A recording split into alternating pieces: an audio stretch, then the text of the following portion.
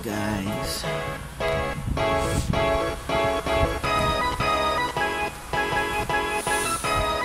Ngayon nga pala ay May 2020.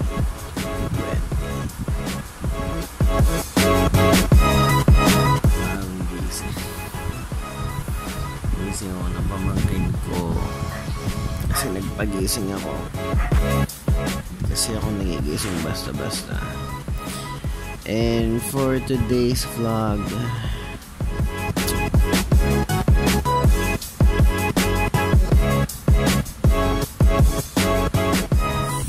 dadalhin ko kayo kung saan ako nagtatrabaho. This is my first time to go back to work again right after the ECQ or lockdown. Dadalhin ko kayo sa mundo na anong ginagawa ng mga guro. Grabe, antok pa ako. Alas 3 gising pa ako kanina, pero kailangan kong bumangon. It's already 6 o'clock in the morning. Kailangan nandun na ako before 8 o'clock. Good luck naman. Idlip muna ako mga 5 minutes, tapos tsaka tayo kikilos.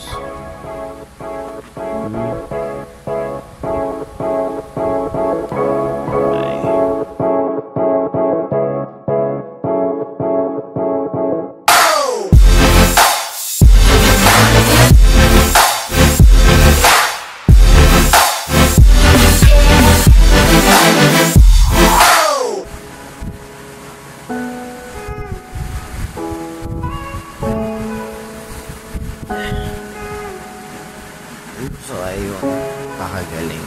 Nangyari na ba sa inyo yun? Sana may idlip ka lang ng 5 minutes na sinabot ka na ng ilang oras. Sobrang sarang-sara yung body clock ko. Wala pa akong energy. Kasi nung may lockdown, natutulog ako na alas 6 ng umaga. Nag-e-edit, sa search, ano-anong ginagawa. Kaya ngayon, sobrang hirap bumangon ng alas 6 ng umaga.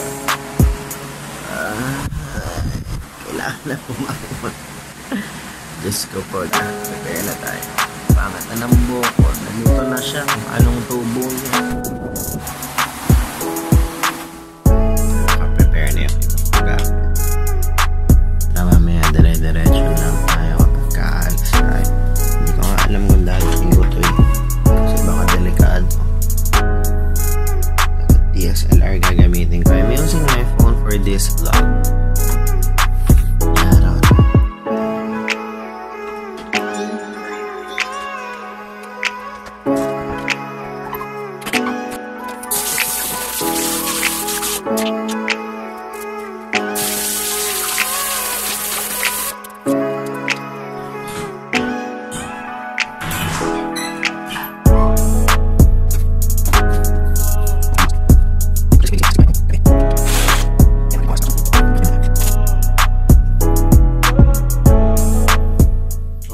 Nandito pala yung tripod.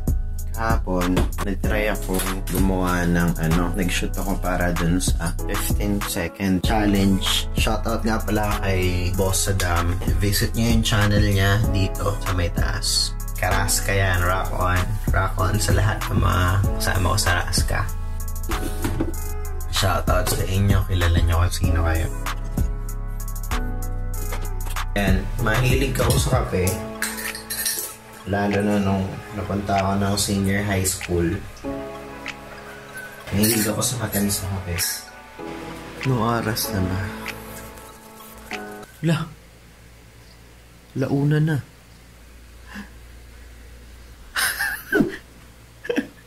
Kaya ako inagahan, kaya ako ginawang 6 o'clock yung pagising ko kasi hindi ko alam kung makakabangon ako ng alas 6 talaga. Ako kasi yung tao na hindi basta-basta nagigising. Kaya yung alarm clock hindi gumagana sa akin yun. Kaya ngayon, nagising ako ngayon kasi kinatok ako ng pamangkin ko na si Kelsey. Thank you very much, Kelsey. Kinalabit ako. Doon ako nagigising sa kalabit.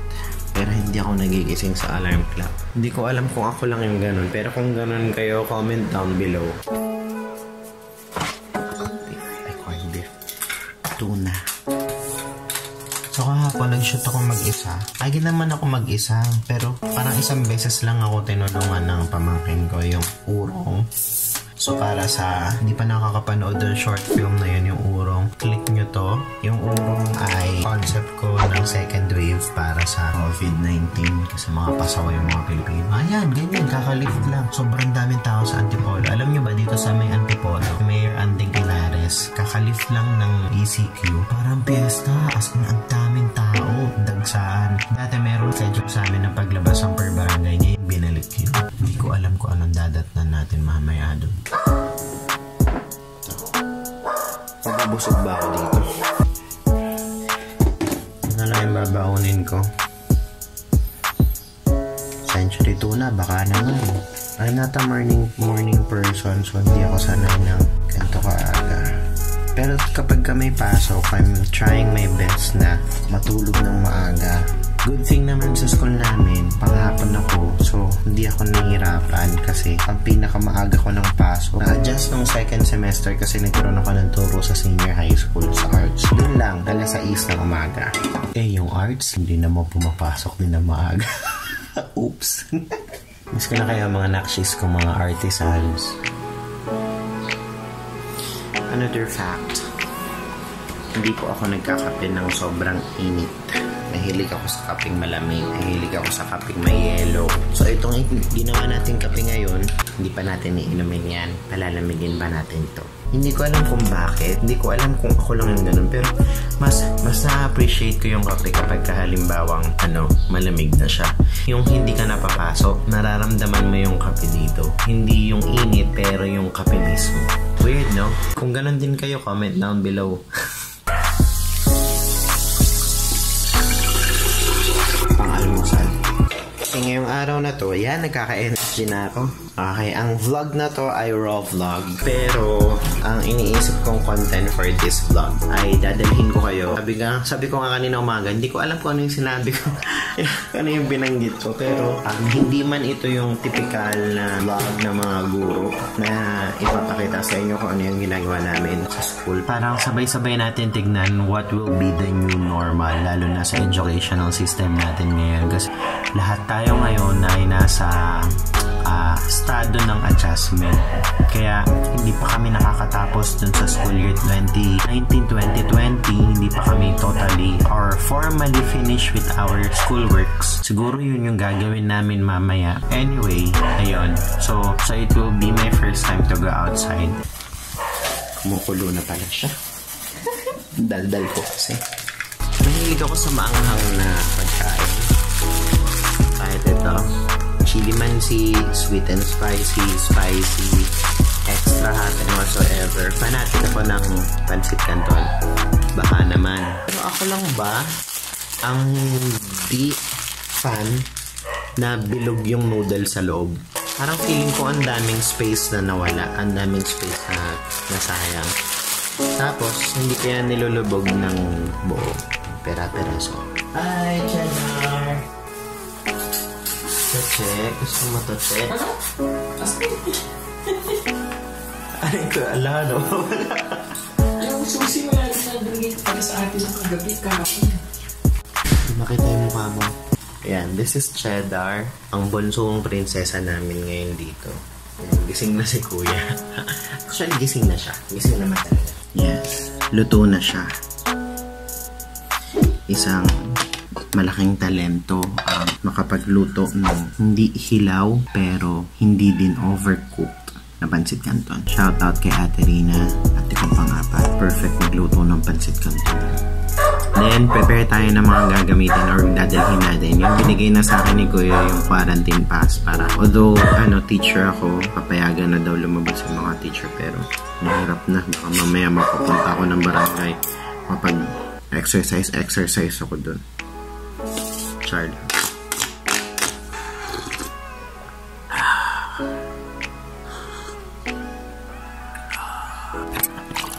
After this, hugasan lang natin itong pinagkainan. Basa muna tayong Bible, pray muna tayo. Then, proceed tayo sa pag-bed tsaka liligo na.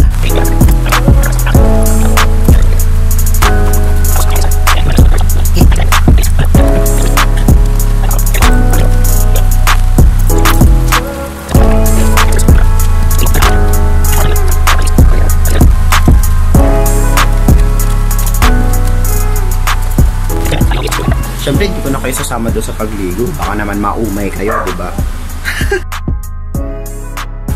Ayun, so I'm prepared. Okay na ako. Di pa ako nagsapatos. Pero meron tayong konting problema kasi bawal lumabas ng walang quarantine pass. At pinahiram naman ako ni Kuya. Unfortunately kasi lalabas din siya. Meron din siyang gagamitin. So baka wala akong magamit.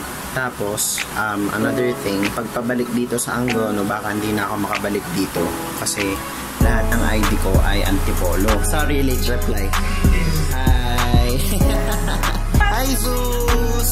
Hi, Zeusy Zeus! Hi, Jessie! Yun nga, hindi ko alam eh. So yun, paalis na ako. Bye-bye! Bye-bye! Nasaan na yun? Hi, Cheche!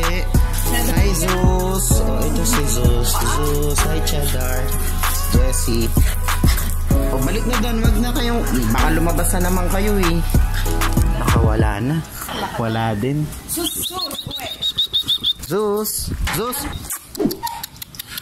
Ano ba yan? Sige. Una na ako, te. Bye-bye.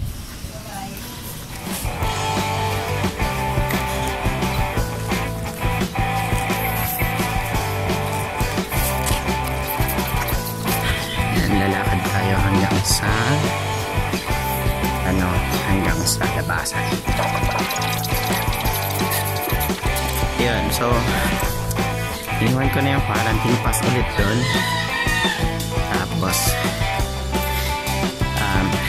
ID na lang kailangan kasi sa guidelines. Essential worker daw kami. Wow, essential. Ako nagkakatay. Yun yung Botong Francisco. Sana may masakyan ka agad. Yan, dito na tayo sa labas. Ito yung Botong Francisco Elementary School. Kaya ako makahanap ng tricycle. Isahan.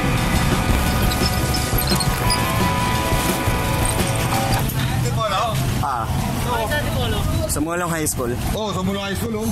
Dumas, oh. I-harap niya yung driver, ipagkita niya yung driver para ano. Wah!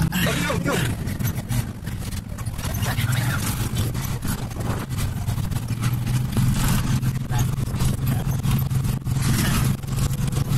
Kuya, pwede ba?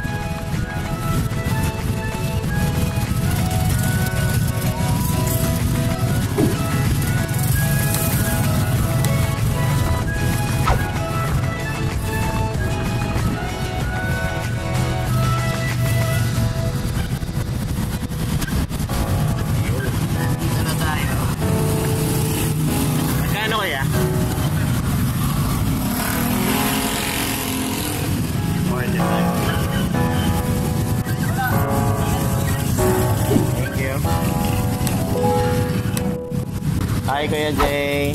Oh, wow. May pa-alcohol. Tama naman kayo. Vlog to vlog. Kuya Joseph. Kuya Jamie. Sir, musta? Wala akong motor eh. Dito na tayo sa school. So, ang hirap ng biyahe. Hirap ng inabot. Hi, ma'am! Oh my God! Ito yung classroom ko. Guys, ito yung classroom ko. Pakita ko sa inyo.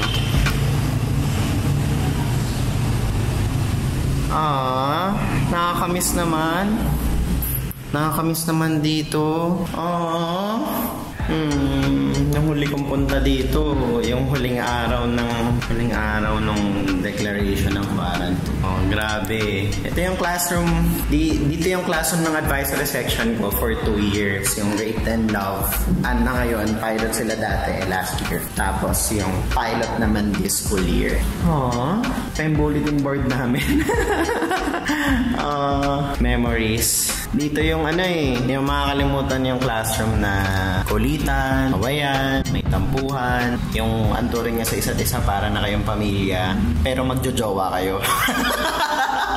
Namiss ko itong teacher's table, in fairness. Nandun pa din yung kalat ang gulo namin sa ilalim. Nakakamiss naman tumayo dito. And dito ka, tapos magdi-discuss ka sa unahan.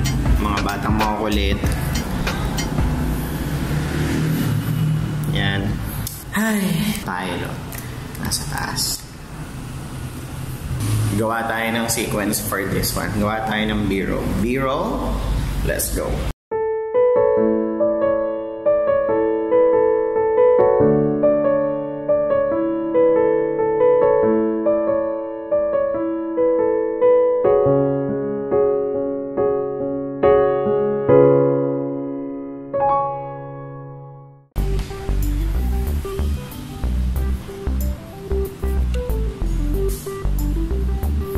Akit na tayo sa office.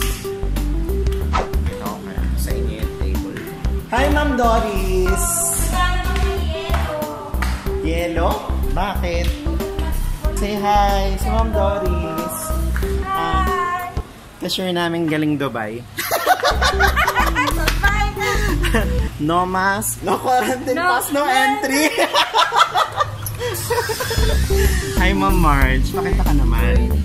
Good morning. Nagulat ako doon sa no quarantine pass, no entry. Hi, Ma'am. Say hi, Ma'am. Hello, good morning.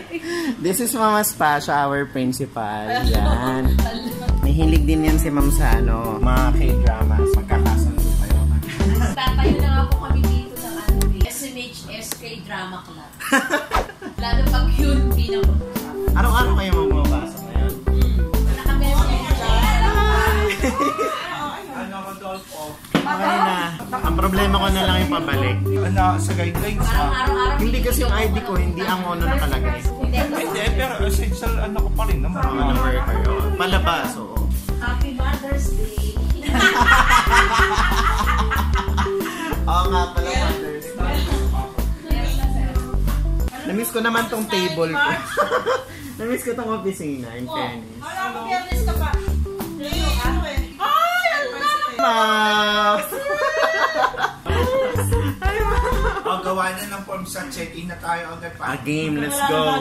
Buong araw yan. Tapos si Sir Bagaynon. Kaway ka naman. Hello. Ito ang isa sa pinaka maganda sa lahat. John, baka nang maniwala. Makita sa amin. Nila-like zone ako niyan sa GC. Nagka-problema ako sa card, sir. Di ba nung naggagawa tayo ng form, sag-submit na ako noon, nasend ko. Doon chinek ko, wala nang yung submit button. Nabi daw niya kay... Malabas ka lang bono, Hindi ko alam kung makakabalik ako. Kailan sa checking? Namaya. Namimiss ka na ng mesa. Miss na ako ng kalat. Sino nga kasabay mo, Arvin? Yun. So, isa sa kailangan namin asikasuhin ngayon ay ang grades. Kasi kailangan namin yung ilagay sa permanent. Ito yung cashier. Tsaka registrar's office. Tapos meron na siyang mark for social distancing. So, meron na din siyang plastic cover. Hello po! Good morning! Hello, good morning, sir. Di ba So si Ma'am YouTuber na din to. Yan, ipapop natin dito sa gilid yung kanyang YouTube channel. Subscribe. Dito tayo sa loob ng registrar's office. Kamusta naman? Grabe, na-miss ko yung office. May may mga mask Mr. Agboya. Totoo. Mahaba hair niya, nagpakalbo. Yes, alam mo na. Tapos ako hindi ako nakapagpagupit. Nag-aalok yun ng free pamalengke. Siya mamamalengke. May mobile. Mobile Mobile palengke. Palengke. Ayan Ayun. Ay, ito na pala yung record ko. Oh my God. Ito yung permanent record. Hindi to pwedeng ipakita sa inyo. Oo, na-print na yung card ko. Ito yung card, hindi pwedeng ipakita. Ayan, tapos meron na ding number para tatawagin na lang yung number. Hi, ma'am! Ito. Ang aking mga nanay. Yeah! Pero batang-bata. Si ma'am, pumapayat ka. Salamat. Nagawa mo. Less rice. Hindi pala yun. Ako, more rice. Lumaki ako na lumaki. Ano yun, ma'am? Sige. Ayun. Napachika tayo ng very, very light. Hindi lang very light. Sobra. Chika tayo doon. Pabalik na ako sa guidance office. Nakuha ko na yung permanent record. Ito yung dito nakalagay lahat ng records ng estudyante mula nung nag-aaral sila dito sa school. So, kailangan namin itong sulatan ng grades.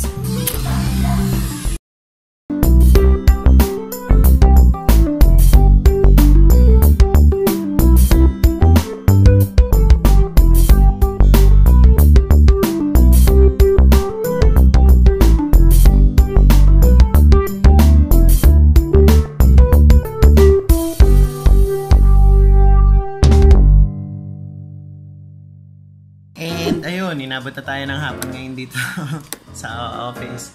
Ayan, pawala na yung araw, pababa na yung araw, pero hindi pa din ako tapos kasi kailangan namin isulat dito lahat ng grades ng mga bata. Nauna na din yung mga katrabaho ko, sila magtaksuhan, tsaka si Ma'am Marge. Kailangan kasi namin i-double check, i-counter check kung yung grade dun sa card ay tumutugma dun sa grade na nakalagay dito sa permanent record na itinatabi natin. Tapos kung tutugma din siya dun sa consolidated report or yung grade na galing dun sa electronic class record. Ayun, so medyo mahirap yung ngayong fourth quarter kasi kailangan namin drawing. Kasi puro drawing yung nasa likod ko eh. Kailangan namin isulat yung grade ng fourth quarter tsaka yung final rating. Tapos kailangan din namin lagyan ng remarks or action taken. Tapos kailangan din namin ilagay yung mismo mga araw na present and absent and or tardy sila dun sa bawat buwan. Yan. Mapapansin nyo dito sa likod ko, nandyan yung mga records ng guidance cases and other files. Pero ito yung mga artworks ng aking mga Junior Artisan Guild of SMHS. Yan, NACS or JAGS. Yan ang mga artist ng sumulo. So, ayan ang iilan lamang. Wow, meron pa tayo dito face mask. So, ito ay in-exhibit namin sa SM Angono. Most of these works ay group effort. Ang objective nung activity namin na to, kasi ang diniscuss namin ay iba't ibang national artist. Ayan.